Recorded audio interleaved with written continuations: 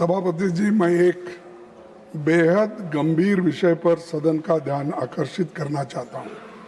21वीं सदी में जबकि हम बड़े बड़े सामाजिक विकास के दावे करते हैं, सामाजिक रिफॉर्म की बात करते हैं, हिंदू एक होना इसकी बात करते हैं, तो ओडिशा में एक दलित महिला हेल्पर कम कुक द्वारा तैयार भोजन को समुदाय विशेष के लोग अपने बच्चों को देने से मना कर देते हैं।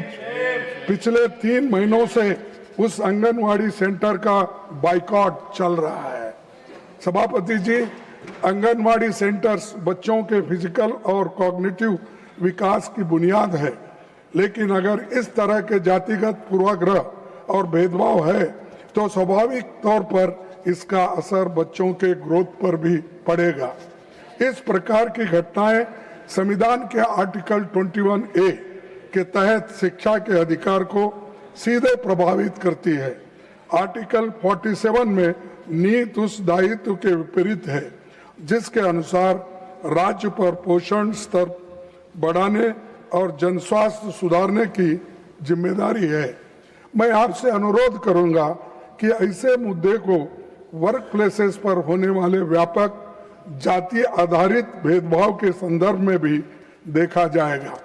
हाल में वर्षों में ऐसी कई चिंताजनक घटनाएं सामने आई है जिन पर समय रहते सख्त कार्रवाई की जाती तो आगे की घटनाओं को रोका जा सकता था।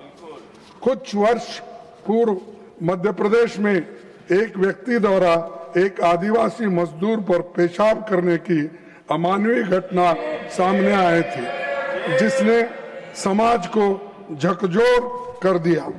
पिछले वर्ष गुजरात में एक 28 वर्षीय दलित सरकारी कर्मचारी ने कथित जातिगत उत्पीड़न से तंग आकर आत्महत्या कर ली।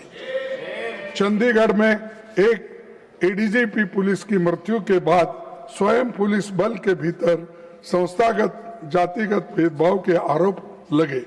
ये घटनाएं स्पष्ट करती है कि जातिगत पूर्वाग्रह केवल सामाजिक जीवन तक सीमित नहीं बल्कि वर्कप्लेसेस में भी मौजूद है, जिससे कमजोर वर्गों की गरिमा, करियर प्रोग्रेस और व्यक्तिगत सुरक्षा प्रभावित होती है। किसी भी कर्मचारी के साथ जाति के आधार पर ऐसा व्यवहार संविधान के आर्टिकल 14, 15 और 17 का उल्लंघन है, साथ ही ये दंडनीय अपराध भी है। मैं सरकार से मांग करता हूं कि ऐसे मामलों को बहुत गंभीरता से लेकर कठोर और समयबद्ध कार्रवाई सुनिश्चित की जाए और संवैधानिक और कानूनी प्रावधानों का प्रभावी क्रियान्वयन सुनिश्चित हो। साथ ही जहां पर इन मामलों में गंभीर उल्लंघन मिले वहां पर